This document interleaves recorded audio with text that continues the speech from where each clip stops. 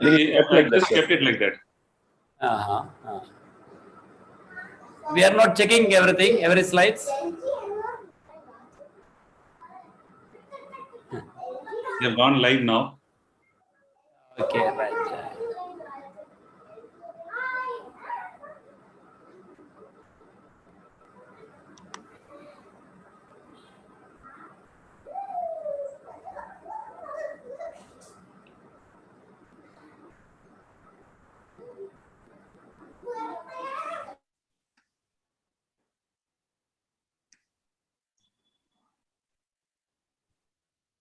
Karthik.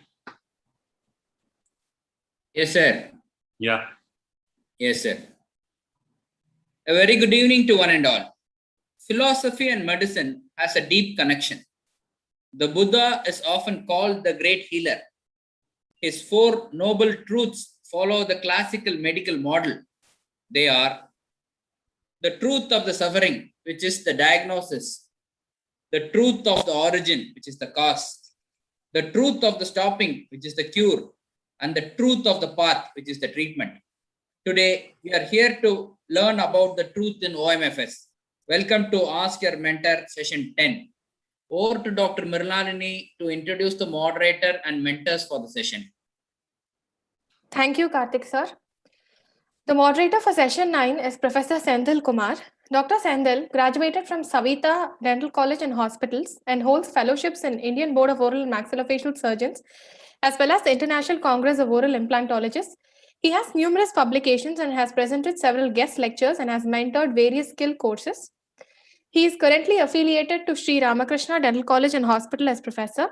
His field of interest covers maxillofacial trauma, pathology, and implantology. We welcome you, sir. The mentors for today are Professor Balaguhan and Professor Matthew Jose. Dr. Balaguhan is a certified fellow of International Board for Certification of Specialists in OMFS, the Indian Board of OMFS, and Craniomaxillofacial Surgery. He is also a visiting consultant of Chennai's major hospitals. He is currently affiliated to Karpagavinayaga Institute of Dental Sciences, Kanchipuram, as professor and head. His areas of interest include congenital and acquired facial deformities, craniofacial surgery, distraction osteogenesis, minimally invasive surgery, maxillofacial trauma, pathology, obstructive sleep apnea, TMJ disorders, aesthetic facial surgery, navigation, implants, and pre-prosthetic surgery. We welcome you, sir. He will be covering the topic infection, osteomyelitis, osteoradionecrosis. The second mentor of our session is Professor Matthew Jose. He is a graduate of GDC Trivandrum and holds a diploma of membership, that is a tri-collegiate membership in oral and maxillofacial surgery from the Royal College of Surgeons, Edinburgh. He has a postgraduate teaching experience of 12 years and a total academic experience of 21 years. He has attended, presented, as well as conducted numerous workshops and CMEs of repute. He is currently affiliated to Sri Mookambika Institute of Dental Sciences, Kanyakumari, as professor and head. His areas of interest include orthognathic surgery, maxillofacial trauma, and dental implantology. We welcome you, sir. He will be covering the topic varied surgical modalities. Over to our moderator, Dr. Senthil Kumar, to commence the session. Yeah. Thank you, Dr. Mrinalini, and a very good evening to everybody. And today's session is on infections, osteomyelitis, and osteonecrosis, and varied surgical modalities. Though it's a very basic topic, and it covers and it is a part of the dentoalveolar infections. It is very important from a postgraduate point of view, considering it is the bread and butter alongside your impactions that you will be seeing from time to time, and you should know the various modalities in diagnosing, identifying the disease, and then managing the disease also.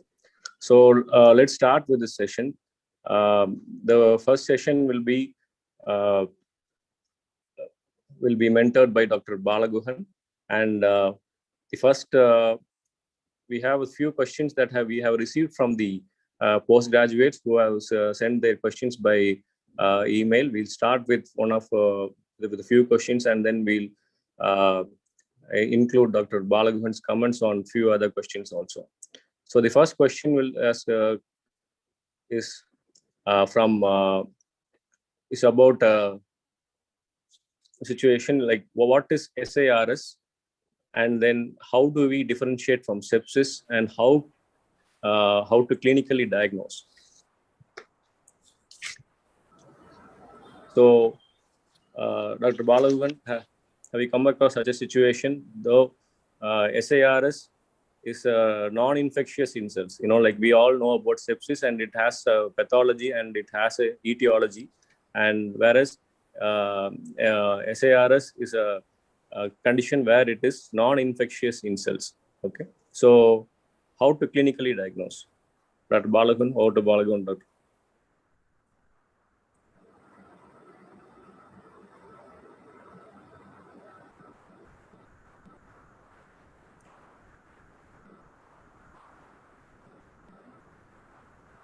Dr. Balavan, you can comment on the question. Bala, you're muted. You're muted. Sir, can you hear me? Yeah. Now we can. Yeah. Thank you, sir. The SIRS, it's a systemic inflammatory response syndrome, sepsis, as well as septic shock. All three are interconnected. The SIRS, it's an inflammatory state affecting the whole body. It is the body's response to an infectious or non-infectious insult. Although the definition SIRS refers to an inflammatory response, it actually has pro as well as anti-inflammatory components. Coming to the sepsis, it's a life-threatening complication of an infection. Sepsis occurs when chemicals are released to the bloodstream to fight an infection. It triggers the inflammation throughout the body. This is sepsis. Coming to the septic shock, a widespread infection causing an organ failure or organ damage with a dangerously low blood pressure. This is septic shock. In the next slide, you can put it in a very simple equation. Any infection plus any inflammatory response throughout the body, this is sepsis. When sepsis is going for a severe sepsis, means it's an end organ damage. That will lead to a septic shock. Coming to the next slide. The SIRS, it has its own criteria. The tachycardia, hyperthermia or hypothermia, respiratory rate, it's below about 20. WBC count, it's about 12,000. It's all for SIRS. Next question, sir. So the next question is again from the postgraduates. They have cast a question, the difference between Lincoln's Highway against the danger space. So danger space, we all know about. It's space number 4, Grinsky and Holyoke classification. It's called this way. It comes under space number 4, and it lies posterior to the retropharyngeal space. Lincoln's Highway is a potential space within the carotid sheath and with possibility of direct spread from the danger space. That is the deep layer of deep fascia. And it's termed as a Lincoln's Highway because it extends directly from the base of the skull to mediastinum. So it's visceral vascular space, and any potential spaces that's very close to the parapharyngeal spaces, it goes directly into the Lincoln's Highway. So the question they have asked is about Lincoln's Highway West danger space. Dr. Balaguhan, how do you potentially differentiate between them, and what is the risk associated with such spaces? Next slide, please.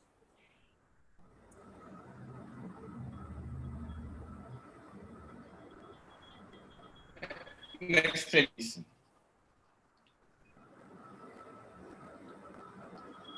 The Lincoln's Highway as well as the danger space, both are deep neck space infections. Coming to this classification, the carotid sheath space or the Lincoln's Highway is in the 3A, and the danger space it's in the number 4. Can you go to the next slide, sir? Next slide, please.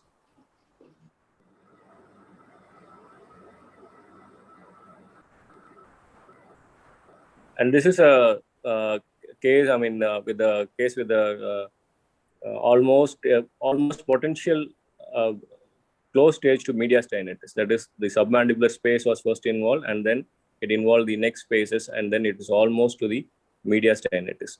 And Dr. Balakan, what is your opinion on these type of cases? Like, how do you manage, apart from IND at the primary space, how riskier are these spaces, and how can we manage these kind of cases? Both this dangerous space as well as the Lincoln's Highway, it's a potential life-threatening spaces comparing to even Ludwig's angina. The Ludwig's angina, it's restricted to the bilateral submandibular space as well as the sublingual space. But coming to these deep space infections, it will be directly leading the infection from the skull base up to the mediastinum. So we should be very careful in diagnosing this space, first of all. Second one, treating immediate attention to be needed for this space 3, 3A as well as 4. Means the danger space as well as the Lincoln's Highway. The danger space or alar space, it is a very common infection, directly to the thorax. It is bounded top by the skull base and in front of the alar fascia and behind by the prevertebral fascia.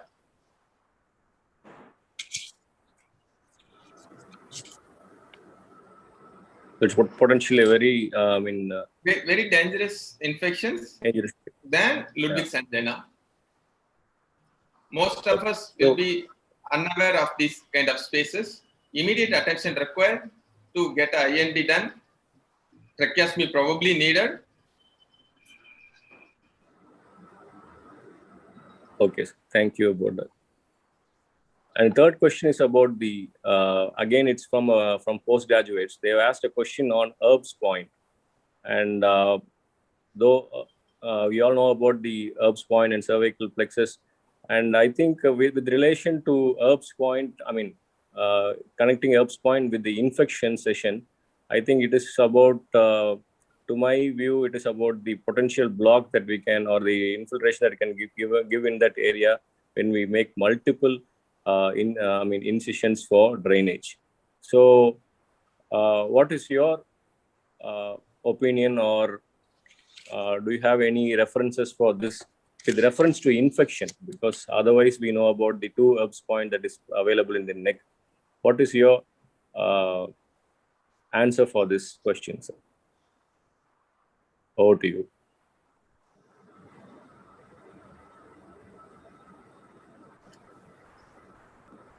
Over to you, Dr. Bala. The Erb's point, depending upon the infection, whenever the neck space is because of the infection, any pus in the neck, the Erb's, we should identify the Erb's point. Next slide, please. Can you hear Dr. Can you hear Dr. Senthil? Yes. Yeah, we can hear you loud and clear. Yes. No problem. We can hear. The Erb's point is the Erb's point is the midpoint of the sternocleidomastoid. It's located approximately at the junction of upper and middle thirds of the sternocleidomastoid muscle. And from here, the accessory nerve, it courses through the posterior triangle of the neck basically. At the time of infection, these Erb's point that you can't even identify. The neck will be fully floated. It's fully submerged with the infection. So you can't find out the Erb's point. If you are trying to find out the Erb's point, the incision and drainage, it can be above the Erb's point. That is the important landmark for the IND. Next slide, please.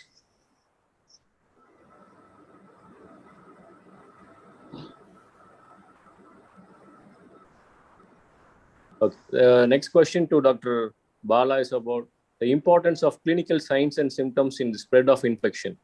That is in the cases like cavernous sinus thrombosis or orbital apex syndrome.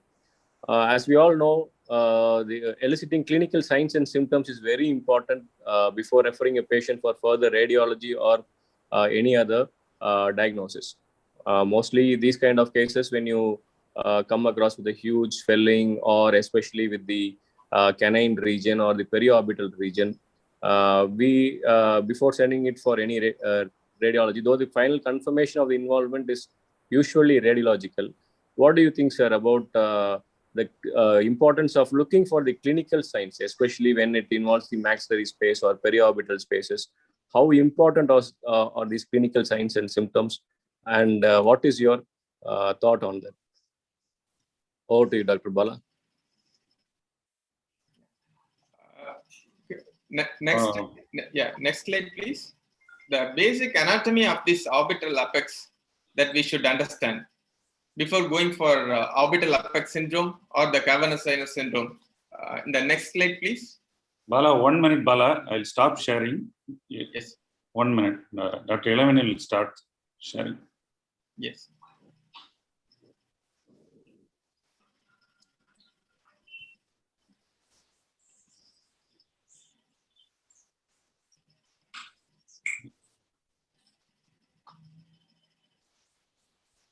Yeah, please proceed. Yeah. Doc, next slide, please, Doc. The human orbit, it's shaped like a pyramid with the apex directed posteriorly. So always the infection tendency to gravitate to the posterior region. This region is anatomically complex due to interactions between bony, vascular, as well as the neural structures. Next slide, Doc. This is one canine space infection that you can see. It will be starting from the canine space and it can easily enter into the orbit and it will be going to the orbital apex syndrome, and if not treated, it will be proceeding to the cavernous sinus thrombosis.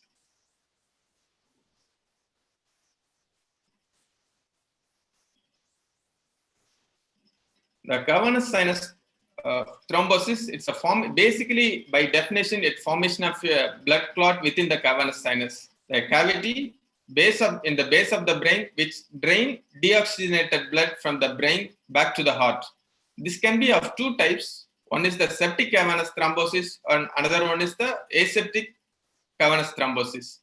Coming to the orbital apex syndrome, it refers to a constellation of symptoms and signs which result from the involvement of various structures in this region. Now, these structures include 4 recti muscles taking their origin from tendinous annals of syn, the optic nerve, as well as the ophthalmic artery, the optic canal. Next slide.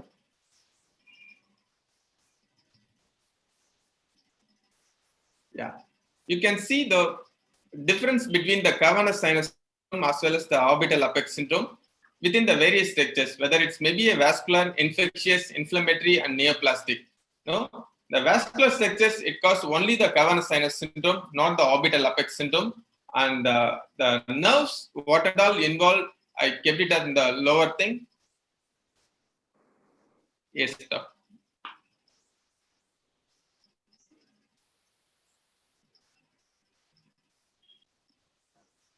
Yeah, thank you very much, doctor. So with the case of cavernous sinus thrombosis and orbital apex syndrome, if you're able to identify and confirm it with the other radiological diagnosis like CT or MRI, then you have to think about the drug of choice and then the choice of drugs that causes the blood-brain barrier and other modalities of, in managing the patient.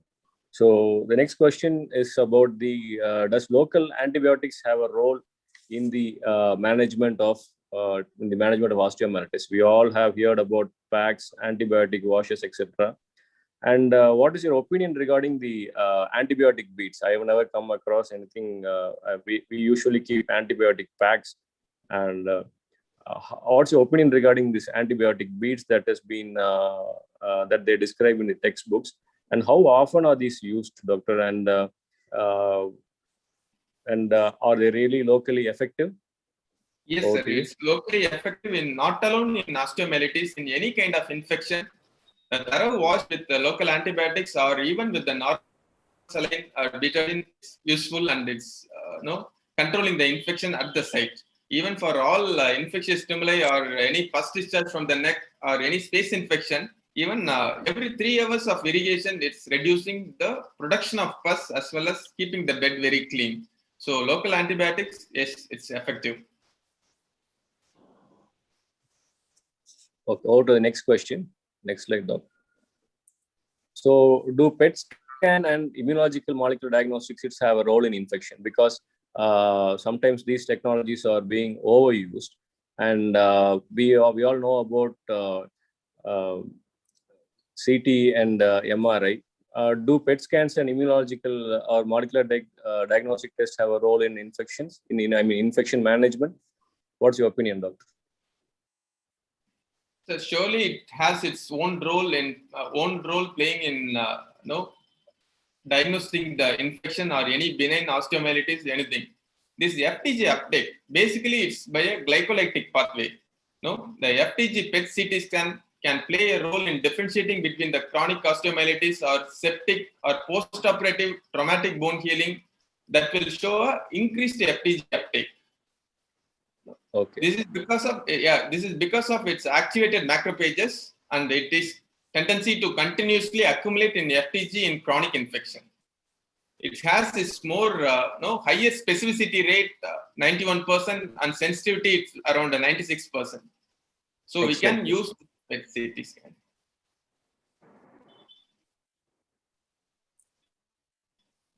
This is a case of. Yeah, please go ahead. No, please go ahead. No problem. This is a section of an MRI that shows a space infection, and like usually the submesenteric space infection is very difficult to diagnose. This clearly shows, the infection that is related. How important are these MRI? Is it mandatory in deep facial or in deep neck spaces? How important is the role of MRI? So coming to the neck spaces, it's all our soft tissues. It's not about CT bound and continuing about any bony infection. We are not going to rule out any bony infection. We are looking forward with the soft tissue infection. So MRI plays a very major role, differentiating the spaces and boundaries where and all the infection is spreading. MRI is mandatory, sir. Yes, sir. And even in cases of like descending necrotizing mediastinitis, glandular infection, parapharyngeal spaces, visceral spaces, MRI plays a very crucial role. Yes, absolutely. So going to the next question, how different is treating diffuse sclerosing osteomyelitis in comparison to other type of osteomyelitis? We know we have the different classifications for osteomyelitis. It starts with the basic classification of acute, chronic, and then further it is classified.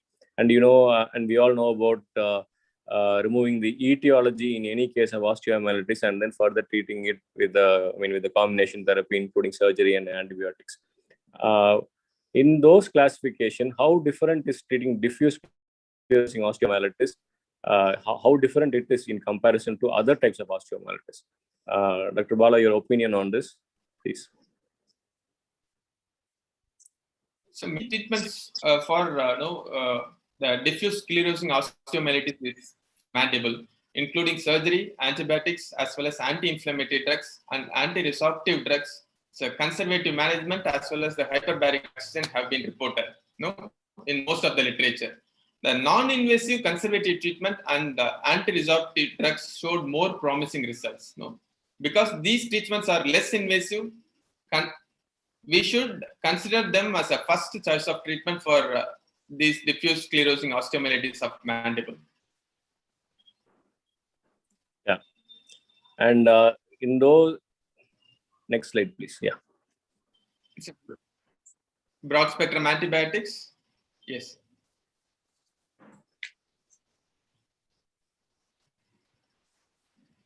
Next slide, please.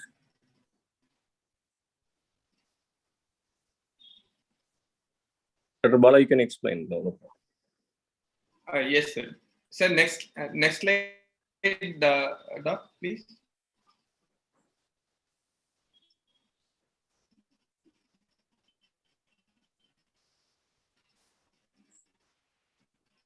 Can I go ahead?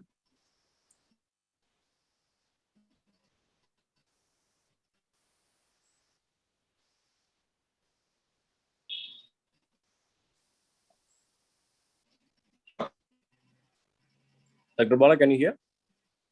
Yes. This sclerosing osteomyelitis, it's not alone the bony infection. It can spread beyond the bony spicules and it can enter into the pterygoid space and it can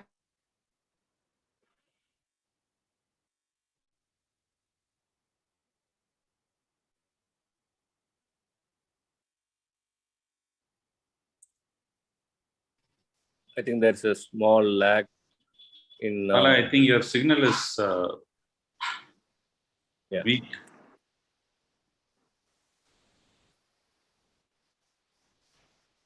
Okay, anyway, these I'll yes. Sclerosis. Mine is closer.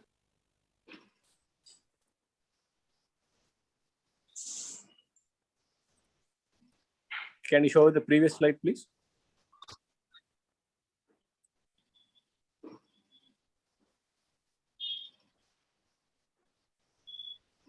Okay, Dr. Bala, you're back, I think. You can continue. Yes, sir. Yes, sir.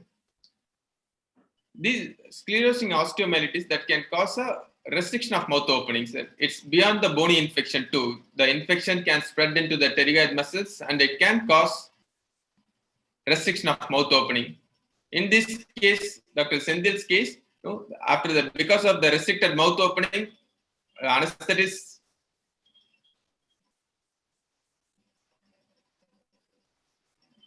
using a scope to induce the patient. Next slide, sir.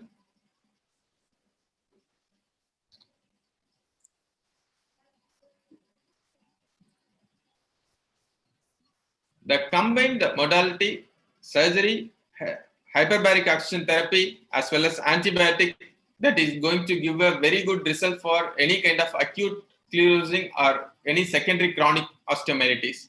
First one is the pain management, then limitation, reduce the limitation of spreading of the disease, then followed by a fracture prophylaxis, prevention of relapse of the disease, and re-establishment of the anatomy and function. This is the protocol for treating any kind of acute or chronic osteomyelitis. So, next slide.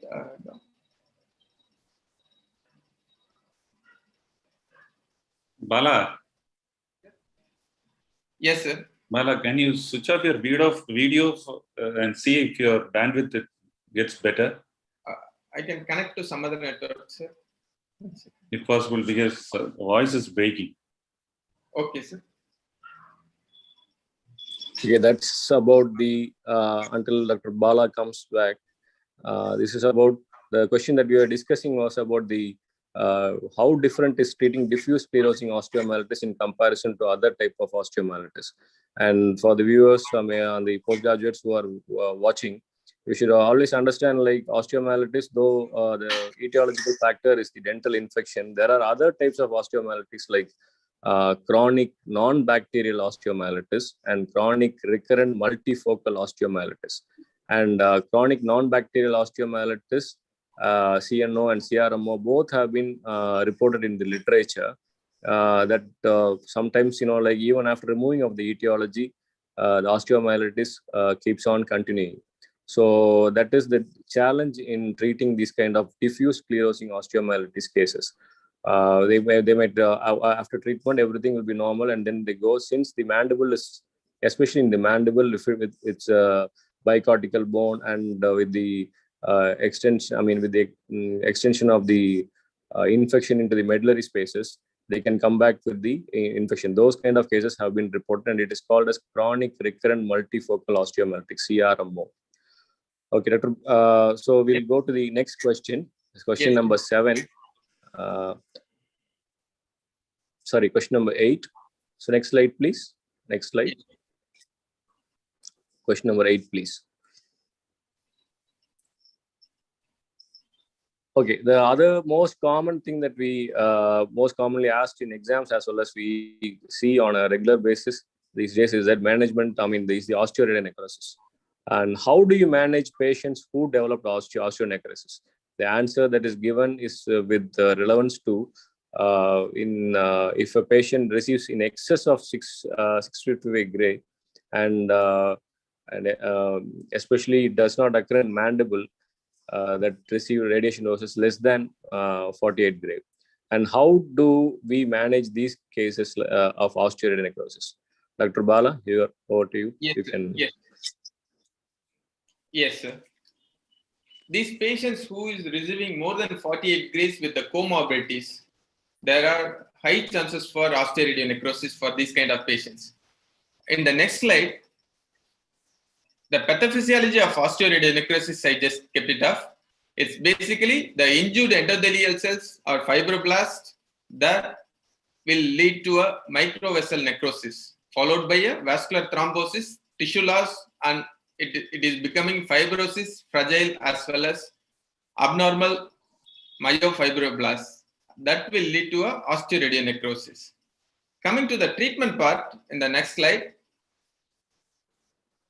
whether a patient is the pre-radiation dental treatment, we have to just do a dental care and we have to observe.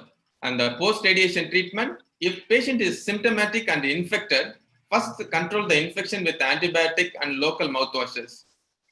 If it does not settle, then the surgery is the only option. If it is a very small lesion, debridement and local cover with the local flaps. If it is going to be a big defect, then resection with reconstruction of any vascularized tissue, then monitor for any further prognosis of the disease.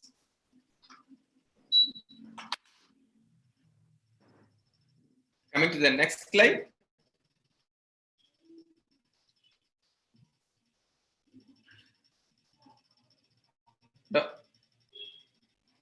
Doc, next slide. Yes. The medical treatment, 1 week before date of planned extraction, we have to give a broad spectrum of antibiotics and continue it for 8 weeks. If it is going to be a combined medical as well as surgical treatment, first remove the sequestrum, then start with the antibiotic, sequestrectomy, consider extending with the antioxidants after sequestrectomy. If only surgical treatment is available, to see whether any pathological fracture is present or not. Then, depending upon the extent of the disease, we have to go ahead with the vascularized composite tissue transfer or just observation till the osteoradionecrosis is disease control.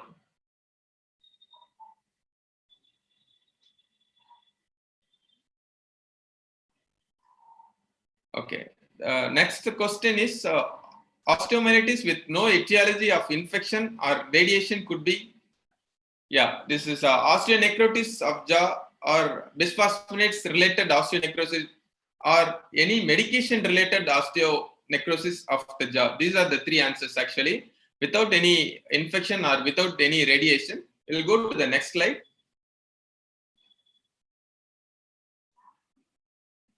Coming to the osteonecrosis of the jaw, it is basically a infection or inflammation. Then there is a lack of immune docility, soft tissue toxicity over that particular inflamed region that will alter the angiogenesis. Then the bone remodeling or any osteoblastic activity is going to be compromised. It will lead to a osteonecrosis of the jaw. Next one. Coming to the bisphosphonates induced osteonecrosis of the jaw. First, the patient had a bisphosphonates in the alveolar bone.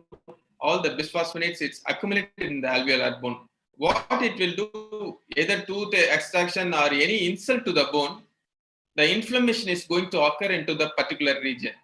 So there is a need of osteoclastic activity initially 1 to 3 days. But what these bisphosphonates will do is osteoclast apoptosis and they inhibit the angiogenesis, micronecrosis, as well as bacterial infection, inducing of bacterial infection that will lead to a mucosal damage and bone exposure. This is bisphosphonates-related osteonecrosis of the jaw. Coming to the next slide. This is the medication-related osteonecrosis of the jaw. Like bisphosphonates, there are more steroids, more chemotherapy drugs. All these drugs that can cause or that can induce osteonecrosis of the jaw. This is the chart with the low risk as well as elevated medicated list for during the therapy, before starting the therapy, or if any suspected is there, then we have to go ahead with the, it's same kind of principle for treating this infection.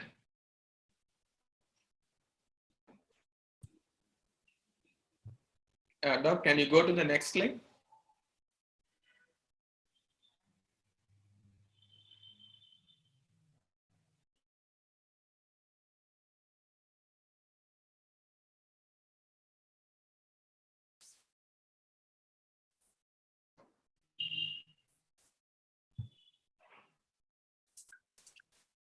Yes. Here you can see it may be looking like a fungal infection, but it's not a fungal infection. It's a bisphosphonates-related osteomyelitis. The treatment option going to remove the infected bone till you get a fresh bleeding or fresh tissue or fresh bone. Till that area you have to debride. Okay. Next slide, please. Okay. So I think I missed the question on Doctor. On one more extra question to add to the osteoradionecrosis, and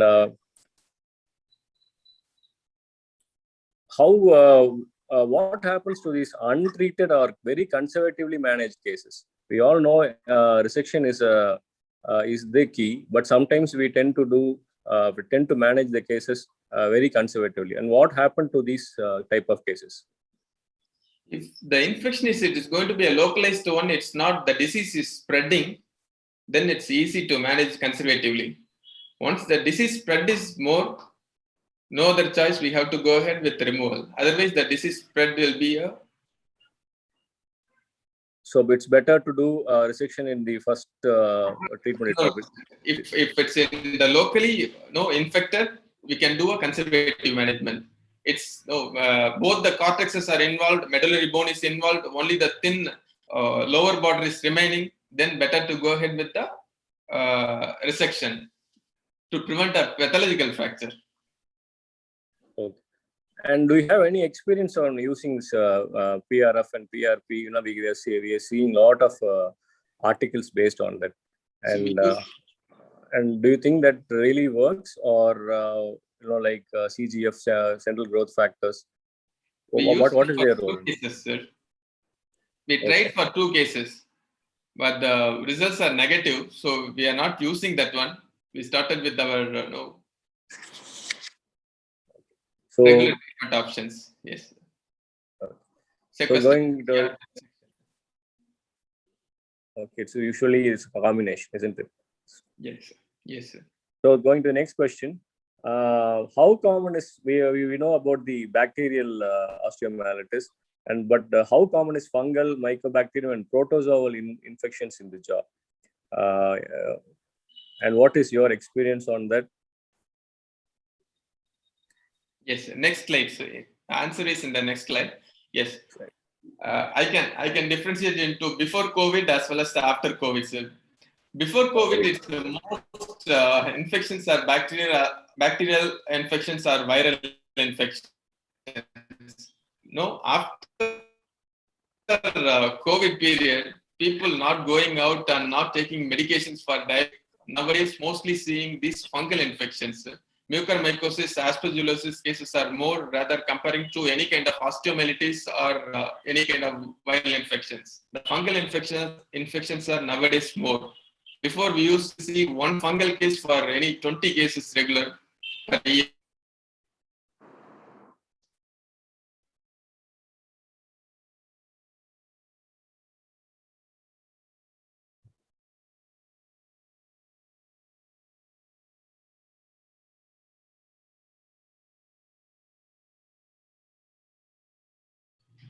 Nowadays, we are seeing more number of fungal cases. Okay.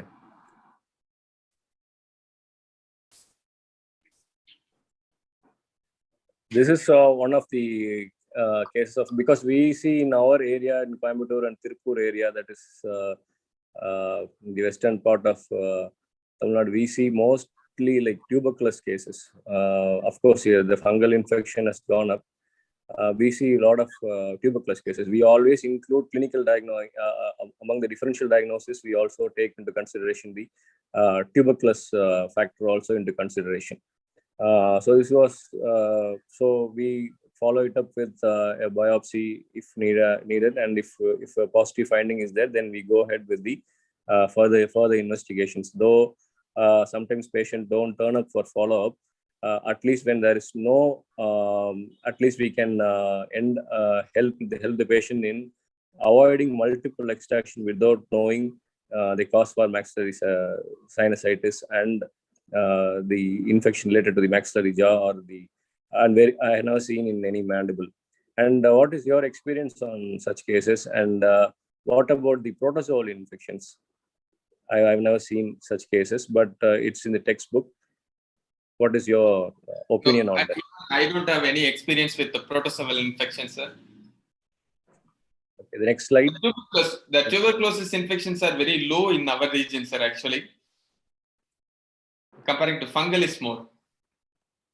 And when in cases like untreated cases, and sometimes even necrosis of the soft tissues and fasciitis, like when you pull out, it comes in a lot of layers, and then a lot of infected layers and slough-like tissue comes. So those are called as fasciitis. And although culture and antibiotic sensitivity will be helpful in finding any bacterial infection, how mandatory are these cases that we have to send it for fungal and other cultures? And what is your opinion on that? Reference to the so nowadays, it's mandatory for sending these kind of patients for fungal cultures, a specific strain that we can send it off.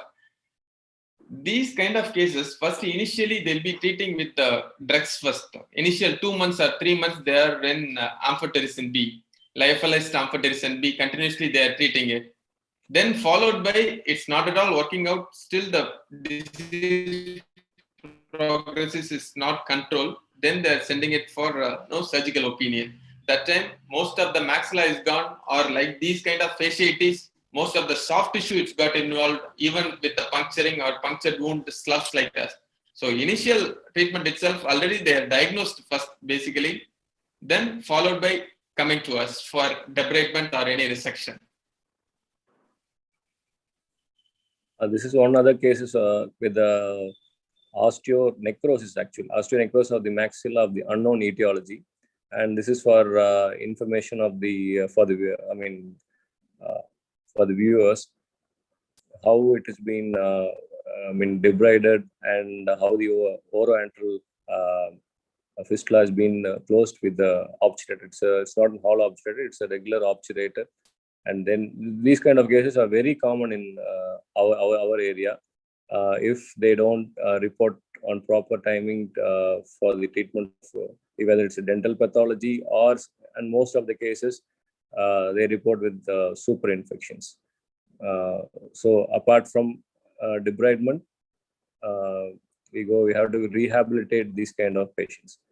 So the next question is the 11th question that has been asked is like purpose of hyperbaric oxygen in osteomyelitis. We all know that it has been proven that it works in osteoradionecrosis. What is the role in osteomyelitis? Have you referred any cases for chronic infections for hyperbaric oxygen therapy? What is your opinion on that? Yes, sir. We do refer for hyperbaric oxygen therapy in osteomyelitis, sir. The best clinical research that we can obtain with the hyperbaric oxygen therapy, and followed by antibiotics too. These SpO2 therapy is ordinarily delivered on daily basis, sir, from 90 to 120 minutes using 2 to 3 atmospheric absolute pressure ATA. Typically, it's a 20 to 40 post-operative SpO2 sessions. It is required to get a good result for any kind of osteomyelitis.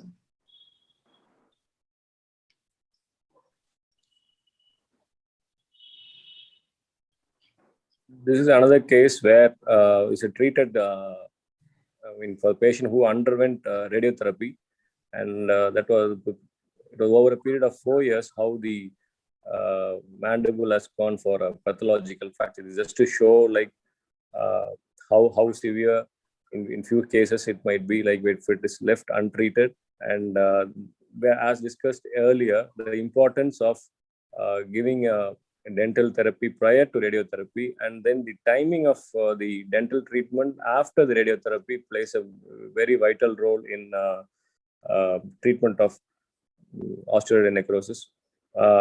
But this was superseded by the bacterial infection. So that is with the opinion on hyperbaric oxygen therapy and its use in osteomyelitis.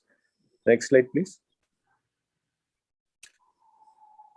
So this is what you have been talking about, like the fungal infections. But how do you manage? And I know we know it is the same protocol as the other treatment for osteomyelitis previously. But how do you manage post-COVID osteomyelitis in young patients? And there are many publications and articles that are coming up. And what is your thought on it, actually? The post-COVID patients, they could emanate from the use of most corticosteroids, alteration of oral microbial flora, and drastically allowing these becoming pathogenic and potential dry mouth because of this disease. The post-COVID, as of now, I don't have any kind of osteomyelitis thing, but we are managing only the fungal kind of fungal osteomyelitis. Okay. So the protocols might be the same for any kind of post-COVID.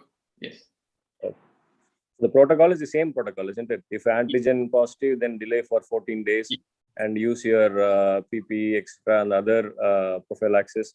And of course, the preoperatively, any patients that we have to, if you think of any osteomyelitis or bone infection, we have to ask them to rinse in hydrogen peroxide. That is 1.5% hydrogen peroxide.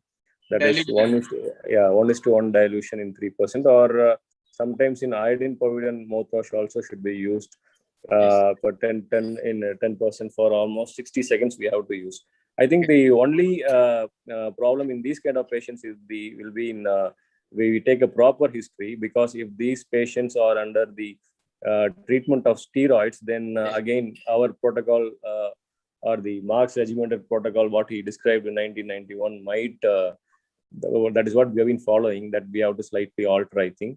And then we also have to take a note on the antiviral therapy, I think. So how immunologically they might be compromised. So that's a good question that they asked. And so these two modification and a proper history taking might help. The next slide, please. And how safe is to place implants in the treated cases of osteomyelitis and bone infection? Of course, we all know like implants can be placed. What we would like to hear from you is like how to assess the bone formation, and is it the same way for placing implants in normal bone, or some extra care or some extra radiological diagnosis should be taken? And just let us know like if there are anything that is mandatory that has to be followed. Over to you, sir. When infection become established, the pus or edema in the medullary cavity and beneath the periosteum can compromise any kind of local blood supply to that particular region. That ischemia can lead to infected bone and bone becoming necrotic, and considered as a classic sign for this osteomyelitis. If once the osteomyelitis is healed in that particular site, if you are going to put an implant, then again that might be insult to that particular infected bone. Already it's a compromise of local blood supply, blockage of medullary canals. So rethink of placing implants in that particular region. If you want to really going for implant particular region, you can do a bone density test and you can look for vitality of that particular bone on that particular region. One of the recent textbook advised comical perforations of multiple perforations can be merged so that the new blood supply will be there, and then it will be helpful in regeneration. Do you think they have a role, or because we cannot place any osteogenic or osteoconductive material during the time of infection treatment, isn't it? So do you think comical perforations for bone regeneration? They are trying to get a blood supply from the medullary bone as well as the periosteum, the connectivity. For this ortho cases, corticotomy, we are doing it. The same procedure they are trying to do, but I don't have any personal experience on that. Okay, so that is also a good option, I think. Yes. So going to the next question, the mechanism of surgical treatment of acute and secondary chronic osteomyelitis of the jaw. And if you could explain to us in detail about how do you treat this acute and chronic, it will be helpful. In the regimented protocol, there are the treatment are in steps, but it has changed over the years. And can you explain the mechanism, please, Doctor? Yes. First, in the acute osteomyelitis, first you establish the correct diagnosis based on the history. Then biopsies is to rule out the pathology, or diagnosis to rule out the malignancy, and determine the extent of infection of the bone and soft tissue, evaluate and correct the host defense. Removal of source of infection is the first criteria, both for acute as well as the chronic, and local incision and drainage of the pus to reduce the pus as well as edema, followed by local curettage. Then send it for specimen histopathology. Begin with the broad spectrum antibiotic. If the infection is still persistent, more extensive surgical debridement if necessary. The possible adjunct hyperbaric oxygen therapy also it's needed. Coming to the chronic osteomyelitis, the same way, diagnosis, proper diagnosis based on the history, it's more than 3 weeks that we have to check it off. Biopsy, determine the extent of infection, infected bone as well as soft tissue, because it's a chronic one. Evaluate. First itself, it's a surgical debridement, that is the line of choice, followed by pathology, histopathology, then broad spectrum antibiotic, hyperbaric oxygen therapy, more extensive surgery like resection and reconstructive if it is needed. This is for surgical treatment mechanisms for both acute as well as chronic. Next slide, please. With both I explained, sir. Next, chronic also I explained. Next one, sir. Next slide. This is the collective data, what we are supposed to do for any kind of osteomyelitis. IND, removal of the infection, local curettage, saucerization, decortication, if needed, resection or reconstructions.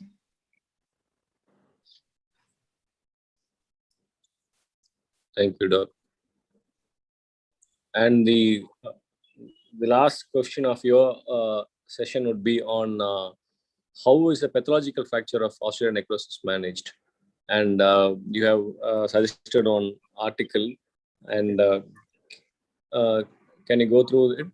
Yes, sir. The exact definition of pathological fracture is still controversial, sir. One suggestion from the article author, Robert R. It results from a normal function or minimal trauma in a bone weakened by a pathology. That is the definition he is giving. Coming to the next slide, sir. Next slide, please. There are so many causes: hereditary, infectious, iatrogenic, metabolic, idiopathic, anything that can cause a pathological fracture. The treatment rationale. Next slide, please. The treatment rationale starts from whether the patient is having a systemic disease or not. If yes, whether it is a primary bone disease or the patient is an immunocompromised one. Then we have to assess for whether there is a chance for normal healing. If the normal healing is there, there are chances, then go ahead with the fracture fixation principles, finish it off. If there is no normal healing is possible, you have to check it out with the local bone is normal or adequate bone buttressing is there to plate it off or not. If it is there, adequate bone is there, fracture fixation principles. If there is no bone, then treat the underlying pathology. Go ahead with the local or regional flap, plus or minus primary closure or secondary regional flap. If required, the primary bone grafting or delayed secondary bone grafting, or along with the free fibula flap reconstruction. This is the treatment rationale for any kind of pathological fracture.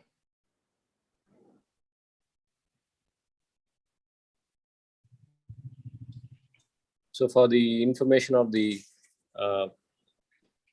postgraduates, so these are the most often asked questions in your exam and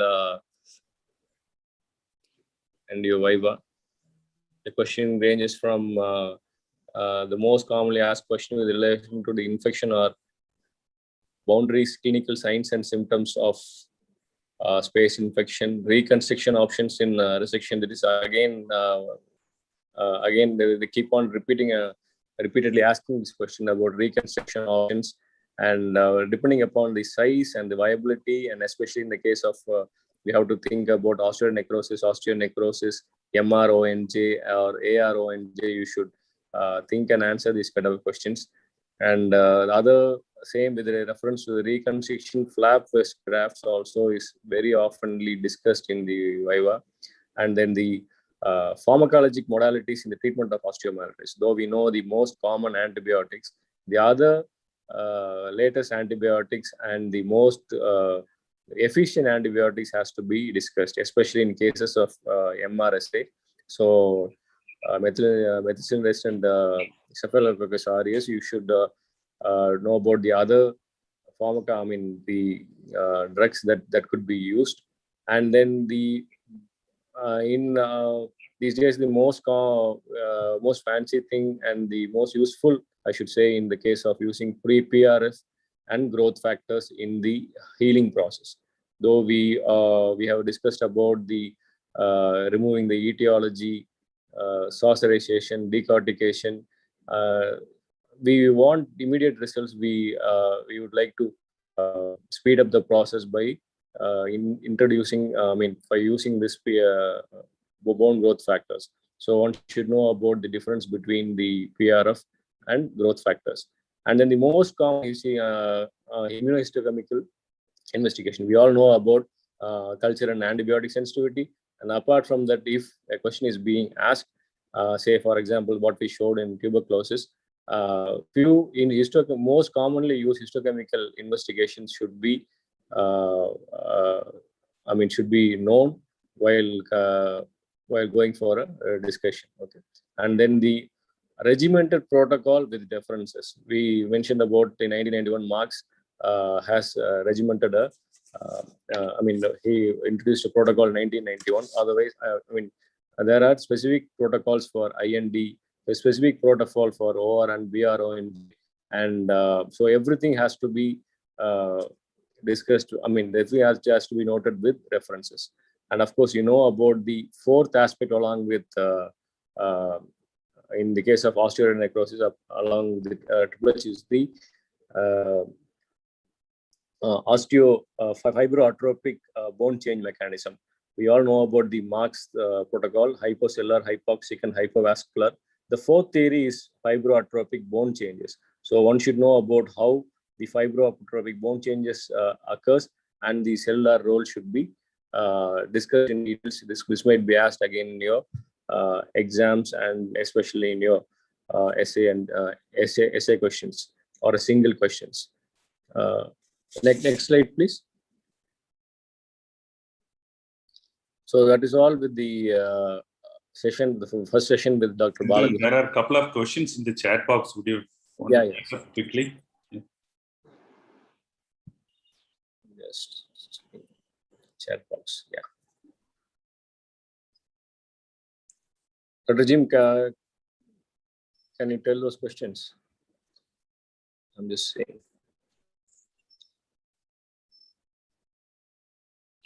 There's a question as to how to identify and treat septic and aseptic cavernous sinus thrombosis.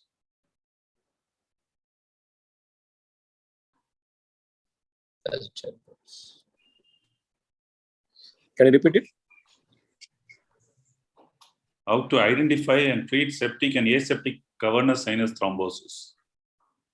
And what's the difference in the management protocol and difference in treatment?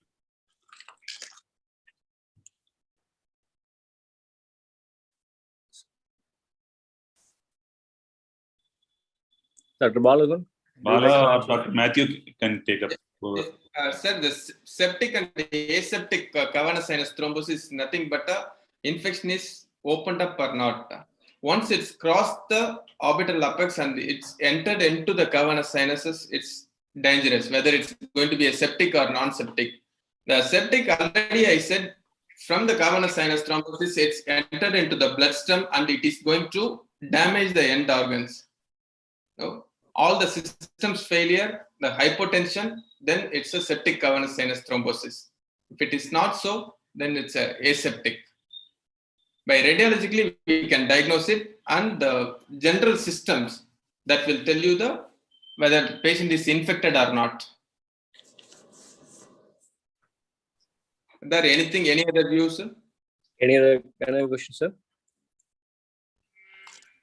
It's a question about pentoxifylline and tocopherol help in osteomyelitis or osteoradionecrosis. That's going to come in session. Anyway, yeah, I think then we'll go on to the next session. So, by Dr. Matthew. Okay. So somebody has asked about to repeat the fourth H again. I didn't mean the fourth H. It's about the fourth dimension or the new aspect that has been added. That is the importance given in fibroatrophic atrophic bone change mechanism along with the 3H. So it is not the fourth H. Okay. So with that, we'll move to the next session. Thank you, Dr. Balaguhan. Yes. The next session is will be mentored by Dr. Matthew Jose, and we'll start with the questions straight away, and with the basic questions. So we are talking about the other important things. We should not skip the basics. And with Dr. Matthew's experience, so it's a very simple question. We want to know about the do's and don'ts of incision and drainage, and what we should do and what we should not do in these cases, because sometimes these incision and drainage are life-saving, and it is very important. Over to you, Dr. Matthew. Yes, sir. Good evening. Good evening, sir. Incision and drainage is the most basic thing in the management of any infection. Because as we know, the pressure is released in incision and drainage. And the basic principle, focus removal and drainage of pus, these we consider as the primary thing we do in any infection situation. Then incision and drainage, I have mentioned this terminology, Hilton's techniques, the age-old terminology in incision and drainage. So generally we use the term just stab the incision, and our standard blade is number 11 blade. The problem with the number 11 blade is depth check for the blade, it can go any deep. That is the role of Hilton's technique. The specificity in Hilton's technique is you are supposed to incise only the skin and the superficial fascia. And I think we have put another picture also for Hilton's technique. And here, what I want to put, this is a case of Ludwig Sanjayan actually. The patient reported with even difficulty in swallowing, speech, raised floor of the mouth, everything. So you can see the submental area is hanging there. And we have put so many drains. The next slide, please. Next slide. See, if you see, previously in latex angina, we used to have what we call a cutthroat incision. Cutthroat incision from even one mastoid to the other mastoid, or one submandibular area to the other area, one single short cut was made.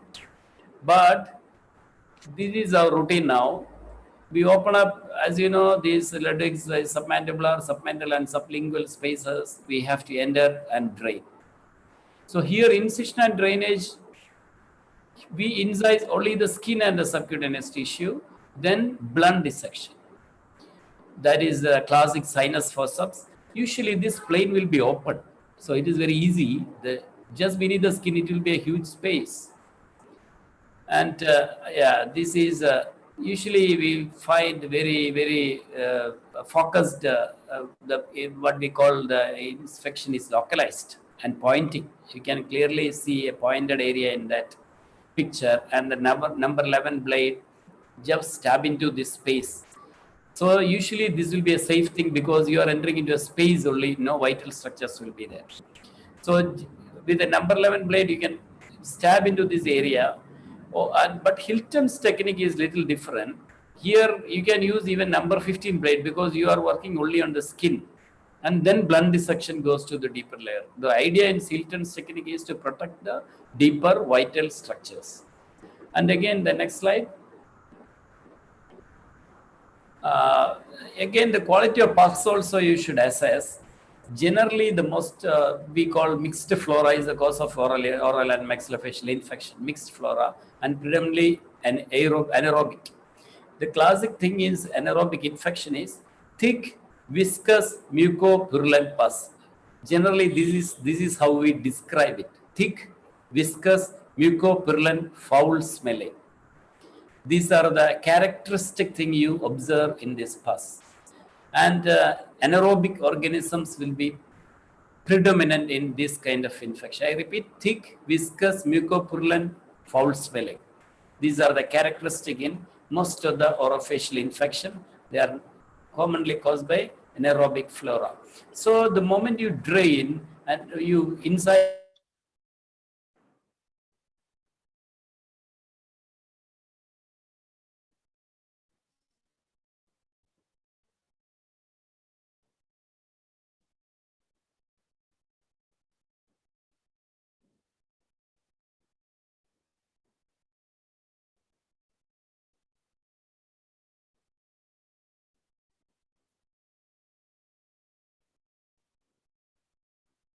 Is it audible?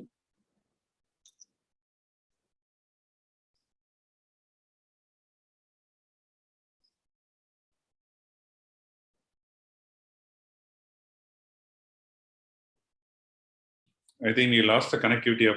Yeah. I think he lost the connectivity. Anyway, there was another question regarding what are the, I mean, with relevance to, until Dr. Matthew Jose joins back, the question that was asked about the. Yes, join. yeah, Joined, is it? Yeah. Welcome back, sir. And again, if you see the drain, I want a little more longer drain. Can you take the previous drain picture? Previous drain picture of the previous drain. Yeah, see the length of the drain. It is deliberately with a longer drain. And you may have noticed I don't even stitch the drain also. I prefer a long drain ends because extraordinarily nothing to lose with a long drain and never get trapped in the tissue. There are a lot of space within the tissues beneath the skin, and short drains can slip into it and you will lose it. You will never forget how many number of drains you have put there. Here you can see one drain is continuous. From one submandibular, it is taken to the midline. Yeah, that end comes to one end is the other one. The other submandibular to the midline, and sublingual again to the midline.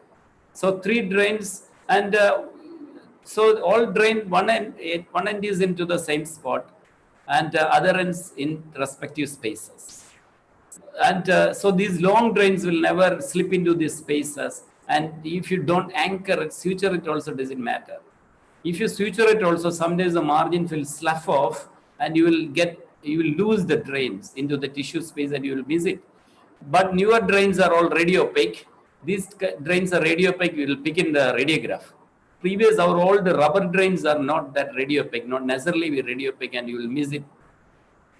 These drains, plastic drains are Teflon drains are all radiopaque, and so luckily you can get it, take it with radiograph, pick it with radiographs.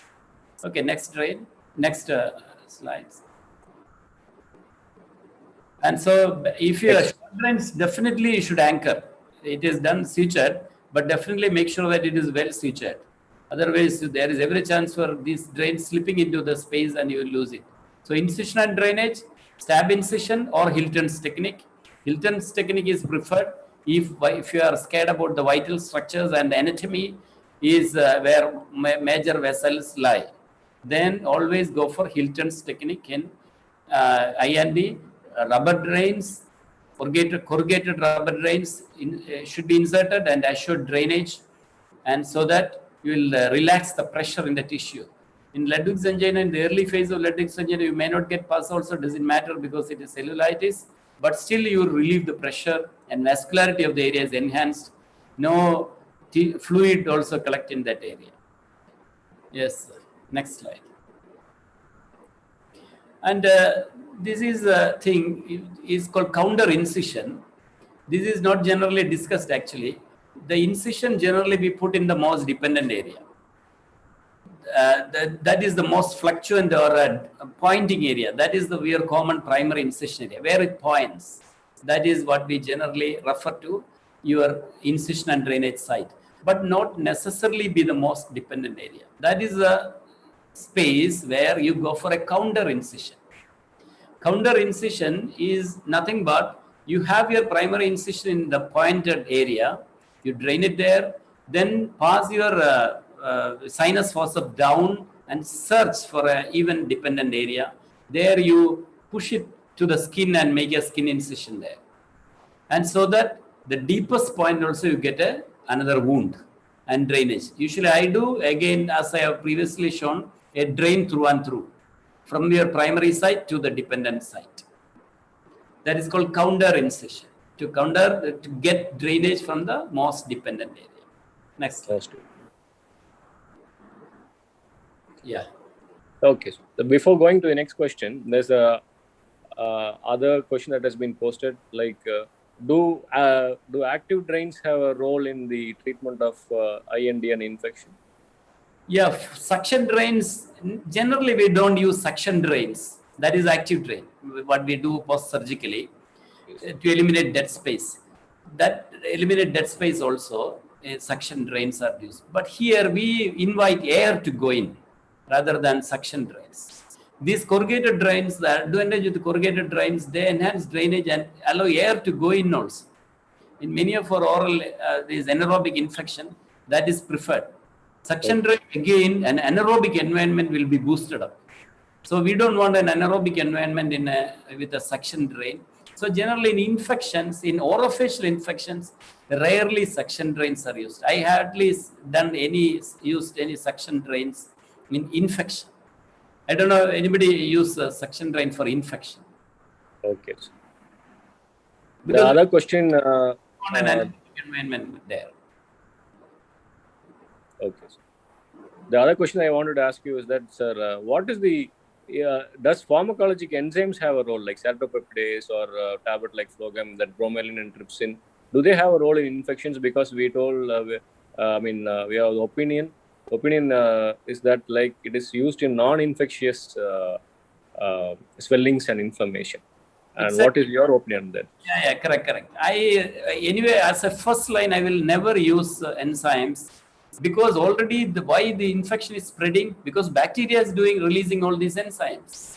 These hyaluronidase, streptokinase, all these they cleave the tissue spaces. That is what you expect with our enzymes also. These enzymes are synthesized by the bacteria. It is already there in the site. That is helping the spread of infection by the bacteria. So we don't want anything to boost up the spread of infection. So once you feel that the infection is settled with your antibiotic, patient is febrile, toxic signs are over. Now the leukocyte count has come down. Now we have so many other parameters for looking for any infection control. So if you see that everything is down, then you can go for enzymes to control inflammation alone, not infection control. So always in the first line, better stay away from enzymes which cleave the tissue spaces, so which might end up in the progression of infection also.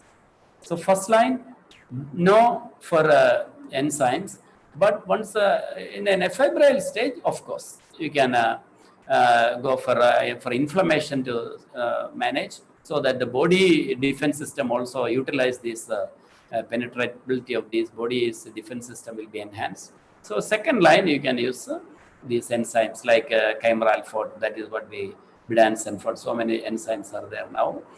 So you can use as a second line, not first line. In active phase of infection, no enzymes. Okay.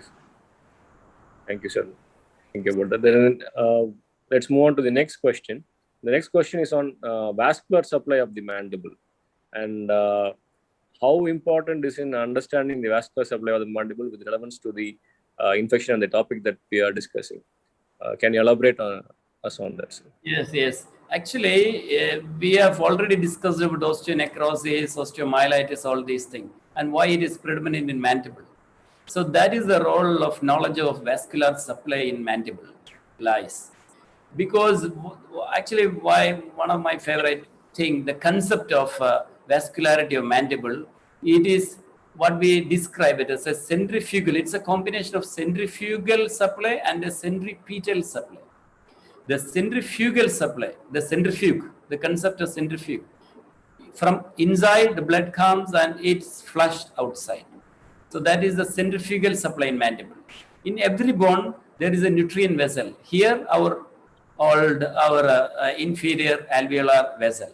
So inferior alveolar vessel is that gives centrifugal supply.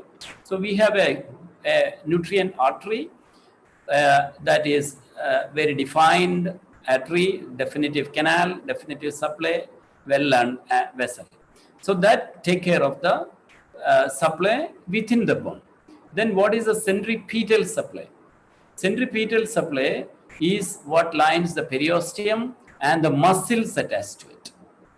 So blood supply to the muscle, that means in the, say, the ramus area or the tip of the coronoid. Here there is almost no centrifugal supply there.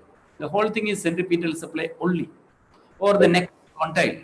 There again, the vascularity is more of centripetal. So the muscle attachment and the periosteal perforators. So a combination of centripetal and centrifugal is the vascularity of the mandible. So we have to keep in mind this particular thing, especially in old age or in compromised situation like osteonecrosis or osteomyelitis or any compromised patient with compromised immunity or everything, because blood supply is obviously that is taking care of infection or defense system. Blood is a defense system, all carried through blood system. So in old age, the caliber of inferior is going to reduce. And so the whole bone is dependent on the centripetal supply alone. That is, even for extraction, we don't justify too much of stripping, wisdom tooth surgery, not too much of stripping, always maintain periosteum, because that is how, or the muscle attachment, the mylohyoid attachment, the pterygomuscular sling attachment, or coronoid attachment, or anteriorly the genial mentalis, everything plays a big role in the vascularity of the bone. It is so important when you manage osteomyelitis, any management of a disorder at old age. So vascular supply, this is a key. The combination of centripetal, centrifugal supply should be kept in mind when you deal with any procedure in the bone. Yes, sir. Next slide, please. So central blood supply via inferior and peripheral blood supply via periosteum, periosteal supply, and that is what I have explained. Yes, sir. And before going to the next question, there is one more question that has been asked with reference to the pharmacology. I think people are inspired with your explanation on enzymes. What is the role of steroids in that, sir? because we know it is widely abused. What is the role of steroids in deep neck infections, and how efficient or how carefully we should use them? Yeah. Actually, steroids are widely given in infection because our priority is not infection as such. There we are concerned about inflammation also. Because in neck infections, we are scared about laryngeal edema, then inflammation of the airway. Any inflammation in the airway can compromise respiratory problems. So that is our concern in extensive neck infections.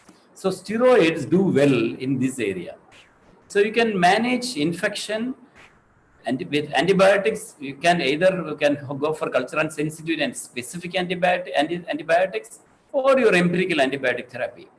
Whatever it is, you take care of infection in a multifactorial aspect. What we generally say, the host, agent, environment triad. So you take care of the bacteria, the host, the agent, and the environment. All three should be addressed simultaneously. So Okay. empower the environment, you can have steroids because edema will be managed, inflammation should be reduced. Otherwise, your airway will be compromised, you will worsen the situation. So it is a balance. Actually, everyone knows inflammation should be there, that is taking care of infection also. But we are keeping a balance to manage the life-threatening situations in extensive infections. So there is a big role in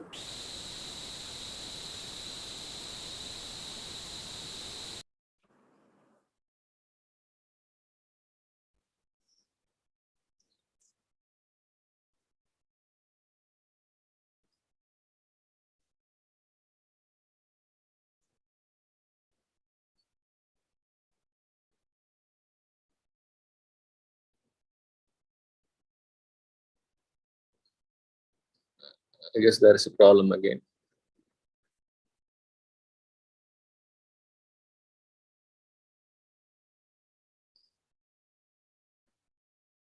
Dr. Matthew Jose will rejoin soon. I think there's some issue.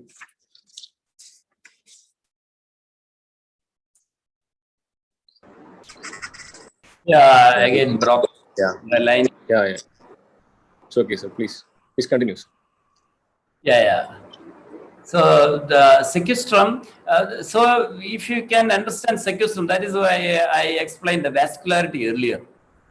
In sequestration is more common in mandible, in osteoradionecrosis, and in osteomyelitis also. But if you see in fungal osteomyelitis, then even bisphosphonate-related osteomyelitis and all, we see sequestrum in maxilla more.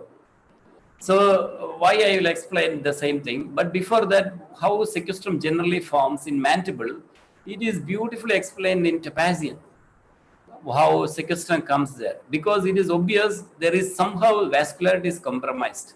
That is a simple reason for sequestrum formation. So blood is denied. How blood is denied? We have already described earlier. The mandible have centripetal and centrifugal supply. When both is stagnant, comes to a standstill only, mandible is going to really suffer, going for a hypoxia. So this edema, inflammation is the first reason for compromising the vascularity. The nutrient vessel there is initially get blocked by increased endosteal pressure because of edema. The fluid there blocks the increases the endosteal pressure initially. That is the medullary pressure.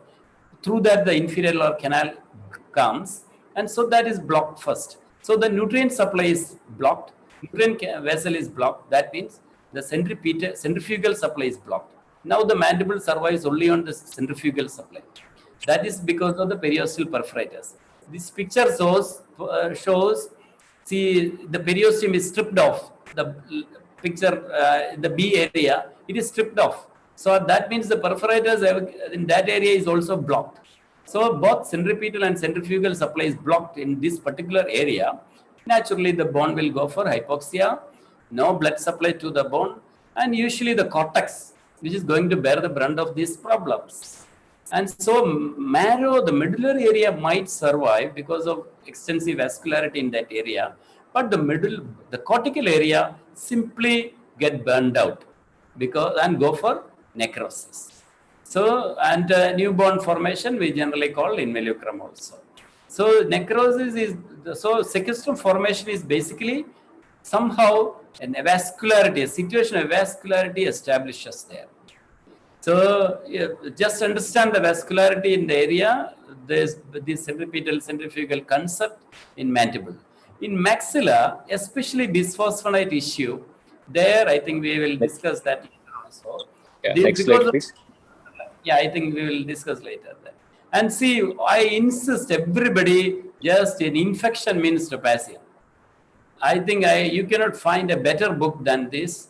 For all postgraduates, if topazia you cover, there you don't need anything. Infection, principles of antibiotic therapy, these precautions to do anything and everything about infections you can have in topazia. So this is a beautiful book. Always everybody should have cover this book before finishing your course. So many types of sequestrum has been displayed, described based on a thing. And this fungal infection, if you see, you can see this black, this thing, the sequestration, if you curate, you can see. And this ring sequestration, actually, now we use the term ring sequestration in implants also. This, that is what is we are concerned now more in, if you are not properly irrigating the bone during drilling, they say around the implant drills, you can have sequestration, and failed implants, you can have this kind of bond surrounding it. So that we use, so now we are interested in this terminology of ring sequestration. And all other things, feathery, tubular, then Bombay sequestrum, I don't know why the term there, but usually associated with the fungal sequestration. Then kissing sequestrum in TB, then pot puffy tumor, buttonhole sequestration. So all these are terminologies, it's available in the literature. Okay, so we'll move on to the next question. Now we know about the vascular supply and the pathophysiology behind sequestrum formation. Just enlighten, what is the mechanism of action of bisphosphonate, sir? Yeah, actually, this picture will show that. And previously already we have explained that apoptosis of osteoclast. And actually what happens in bisphosphonate, and I recommend everybody to have an idea about this mevalonate pathway. See, you go through the literature in mevalonate pathway, how does it goes? And so that is very, very key in this particular area. In bisphosphonate pathway. And if you understand that, this will be very clear. So this, and another pathway is rank pathway. Rankle pathway. That is, this rank and rankle, this ligand, rank ligand, that is giving messages actually for the osteoclast to work. So that is the, so either the moment this bisphosphonate, you know, it is phosphates. Actually, it is biphosphates linked with carbon. That is bis is bisphosphonate. So that is phosphonates is there's a inbuilt structure of any bond structure. Calcium phosphate is bond. So the problem in bisphosphonate, they concentrate in the bond as any phosphate lies there, and this bisphosphonate compromise the function of osteoclast. So the natural function of osteoclast, it has to resorb bone.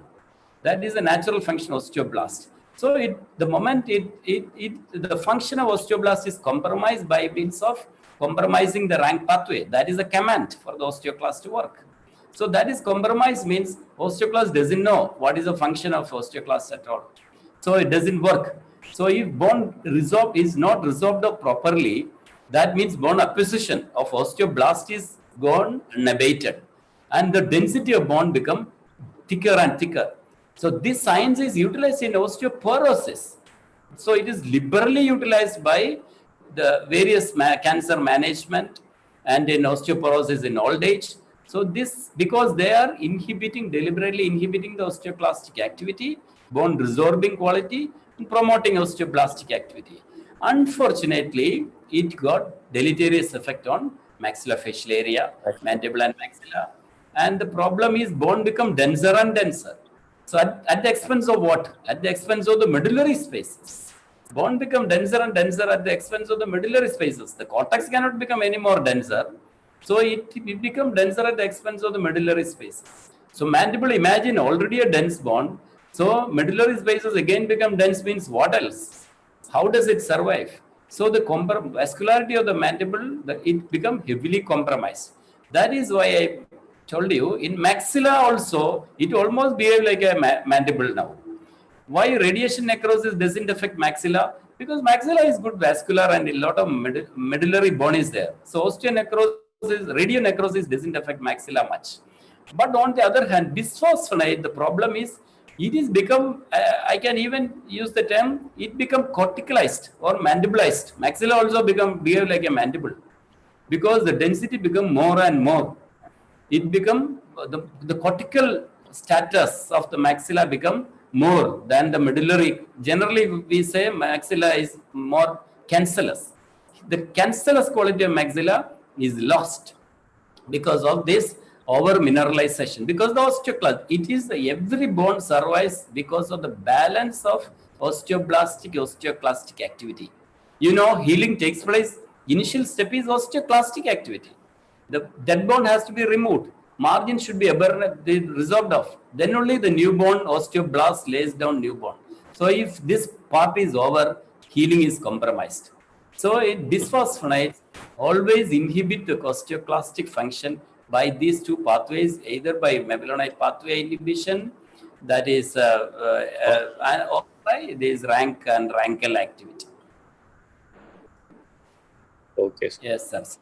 Everybody should have both these two things. And so it is by these two pathway, and these pathways should be well learned by all students. Okay. So this is a question that asked by one of our viewers, is out of the syllabus question to this session.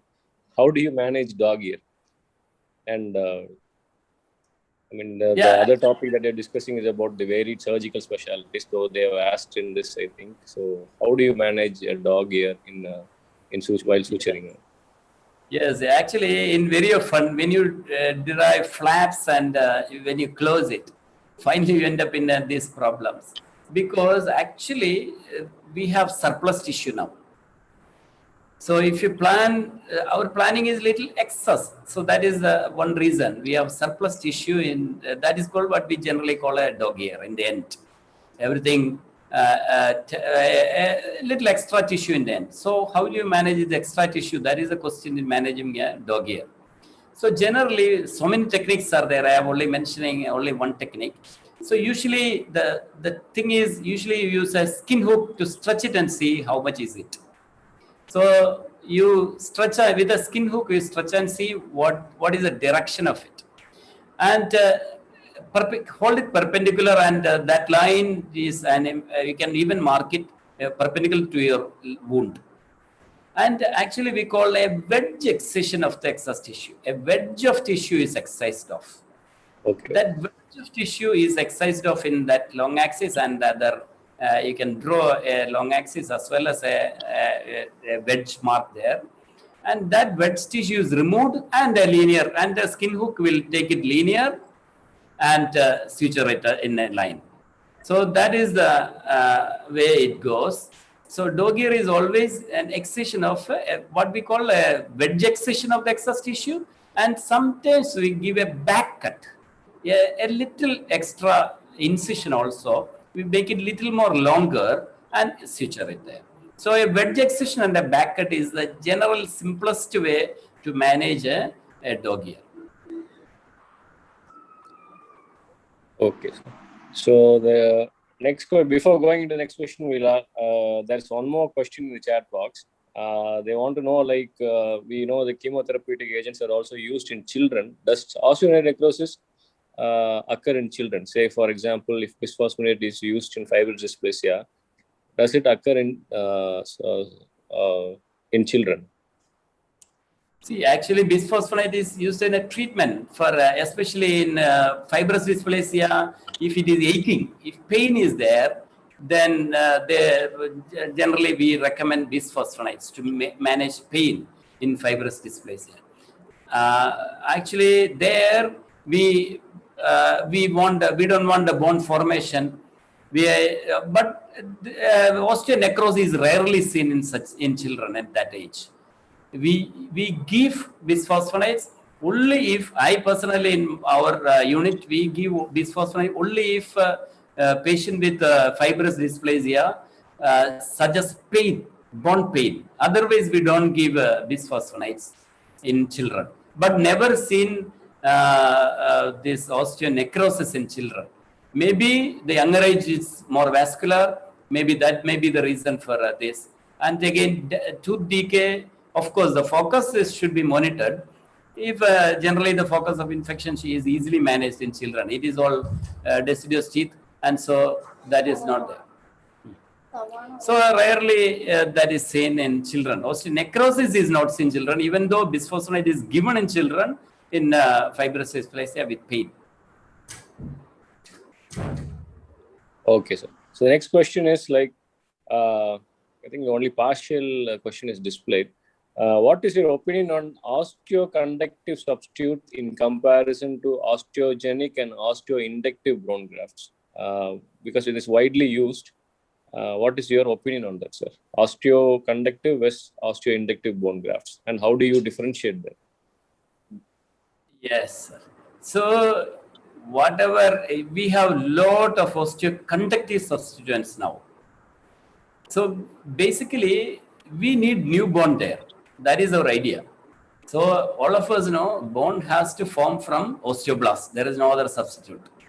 So osteoblasts alone can produce bone there, nothing else.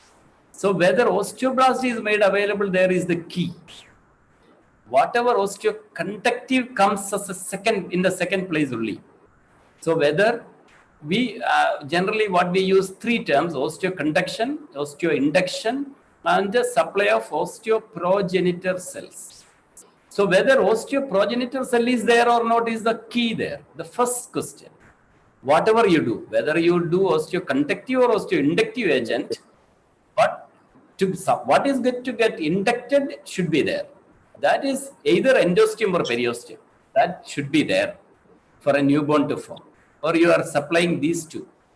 That is the first thing in newborn formation. So osteoconductive is the easiest option now.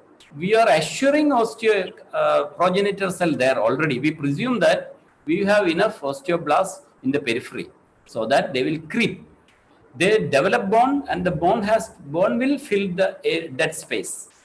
So what will be our intention in osteoconductive substitute is nothing should fill this space. We want a newborn there by any other area. So we need a filler.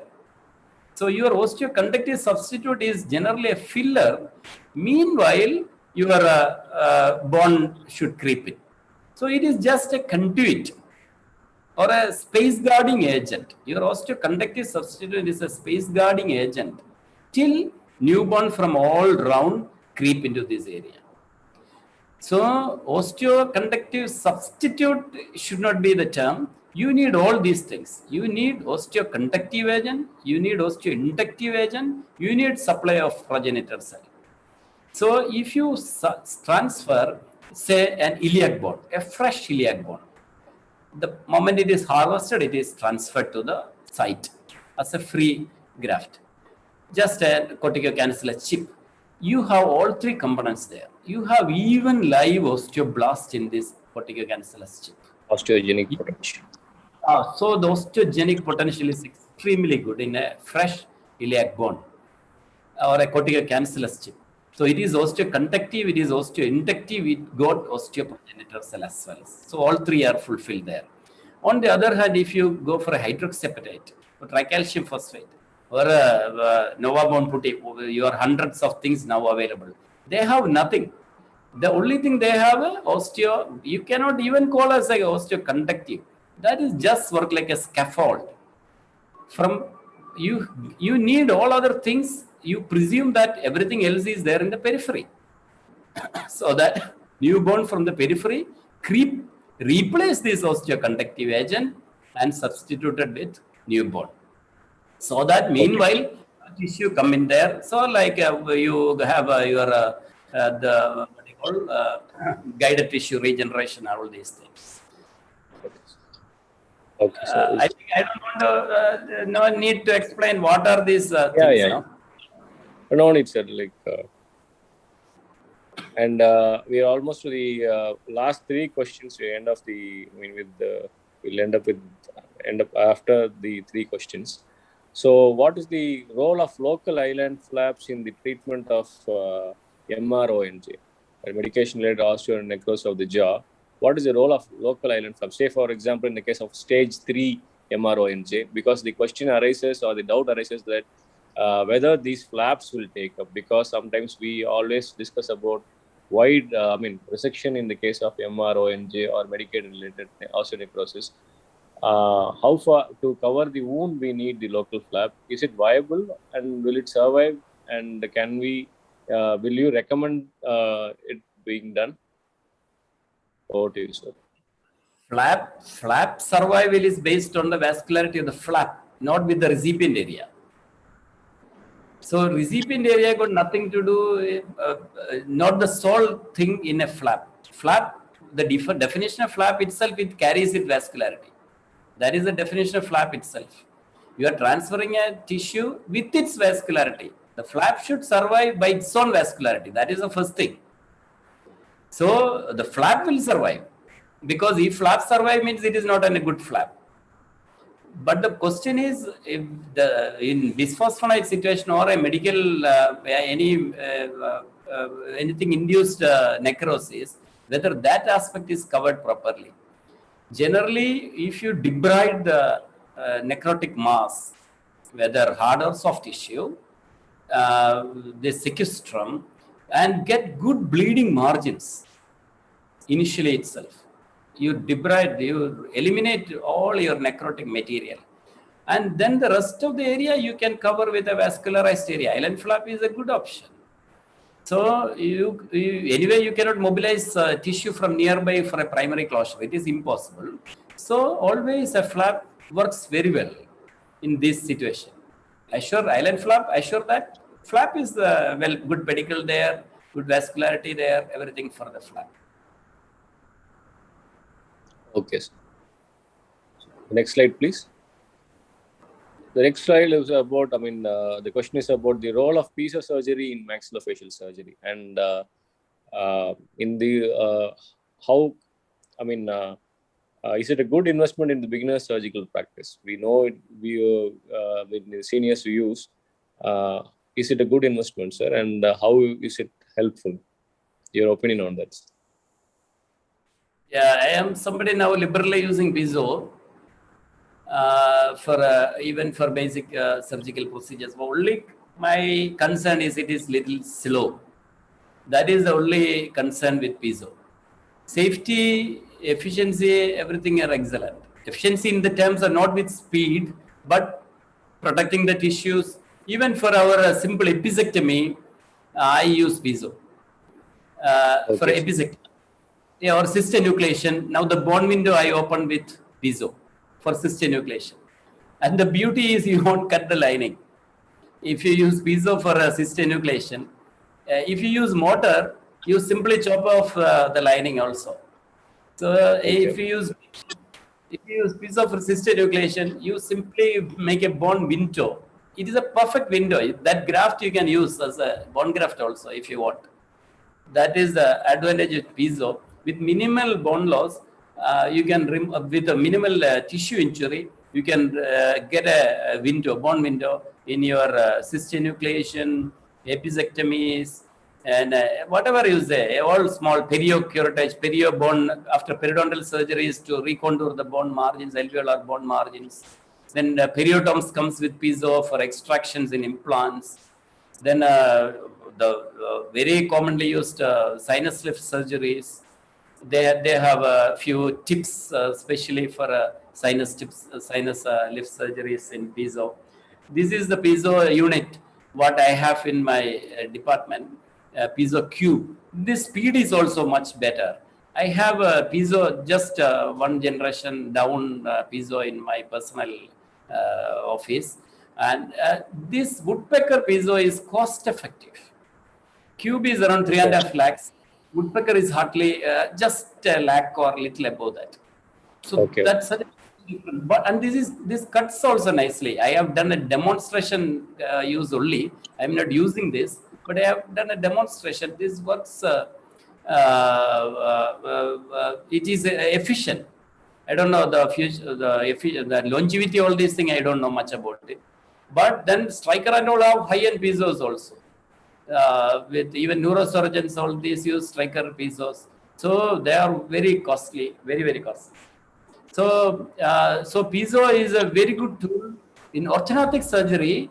The advantage is I combine with my oscillating saw.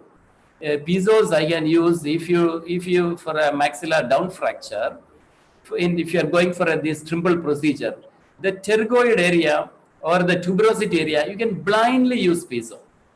Okay. So that is an excellent. I consider it as an excellent tool in that area. All other you can finish up with those your saw. This area where you cannot see these blind procedures, simply use piezo. In AM anterior maxillary osteotomy also, major cube cuts everything with your oscillating saw or your motor, and the blind area use piezo. It never hurts the mucoperiosteum also. So the advantage in SAG also, the inferior most after the vertical cut in the lower border, after finishing off with your burr or piezo or your zo, finishing touches with piezo. So there again, you will never injure the inferior nerve. The whole thing to do with piezo, it takes a lot of time and not worth. I don't think it is worth to do all these things, the whole thing with piezo. But there are people who are doing with piezo the whole thing also.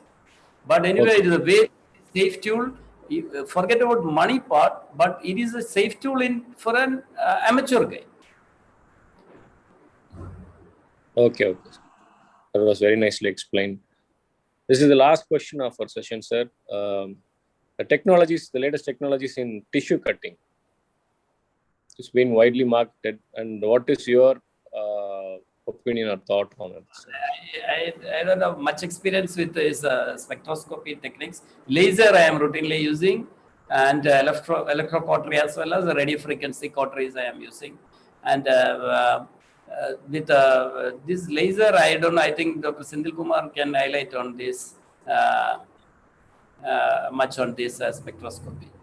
I have not any experience anything with this spectroscopy. Yes, except for the charring, we can use laser widely. Bone, even for bone cutting, even I don't have much of experience on that.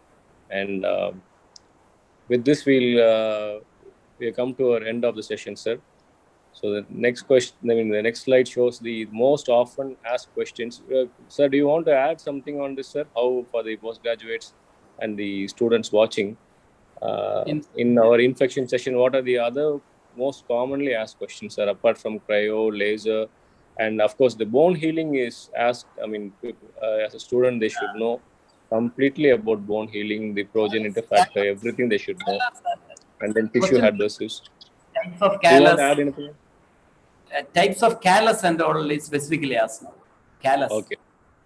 Anchoring callus, stabilizing callus, all these things. Then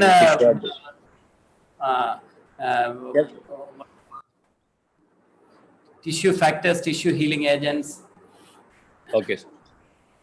Bone morphogenic protein, BMPs. Okay. Tissue bone healing, a lot of everything associated with healing, a lot of questions can come. And during surgical techniques, Laser in maxillofacial surgery is a big surgery. Now, so many times it has been asked. Laser in maxillofacial surgery, Lasers like a in broad. Yeah, the different like a- type of lasers that are available, and all the specifications they should know about. Yeah, laser in maxillofacial surgery, it's like a 1.5 hour essay, it is asked. Big, now not 4 essays now, so 45-minute essays. So it has to be elaborately prepared. Laser in maxillofacial surgery. Okay, sir. Thank you very much, sir. With this, we'll end our session. There's totally 25 questions that has been discussed and answered. Thank you very much. There has been small hindrances from my side, I think. Not able to log in time and to project my PPT. Otherwise, thank you both the moderators, Dr. Balaguhan and Dr. Matthew Jose. And I thank you all and thank all the viewers for your patient listening. And thank you, Dr. Jim, Dr. Melita, Dr. Elevenil. Thank you very much. If there are any other questions or anything, you can email us. We'll try to reply back. And over to you, Dr. Jim. On behalf of the organizing committee, I thank the mentors and the moderators for an exemplary session. The final and the 11th session on miscellaneous topics and tips to approach exams, moderated by Dr. Anand and mentored by Dr. Reena John and Dr. Vivek, is scheduled to take place on the 28th of April at 8 p.m. Fill the feedback form that will be posted in the chat box shortly. Participants who have attended 8 out of 11 sessions will receive a certificate. Thank you all. Have a good night. Thank you and good night, everyone. Thank you all. Bye. Thank you, sir. Thank you, Thank you, sir. Thank you, Dr. Senthil and Dr. Balagan. Thank you for a fantastic session. Thank you, sir. Sorry, Jim. Sorry. Couldn't log into the PPT. But anyway, you backed us up as usual. You're so used to it now. Thank you very much.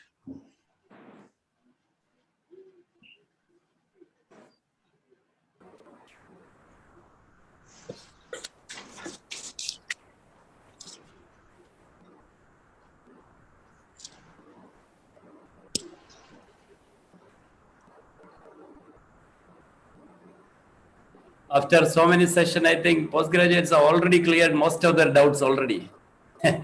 So many sessions are over now. So that 10 is over. They are well learned already now. Actually, it's a great opportunity for them. I'm sure. I think the first time this type of sessions are being conducted. And thanks to the great idea of Dr. Jimson. Dr. Jimson.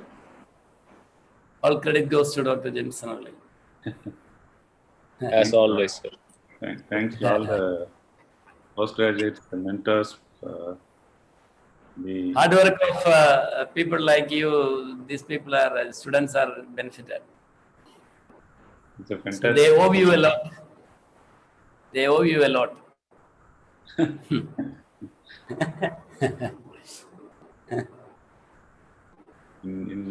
Okay, bye. We can leave now. Yeah. Bye. Thank you. Bye, sir. Bye. Thank you. Good night. Bye. Good night. Good night, Dr. Jim. Bye.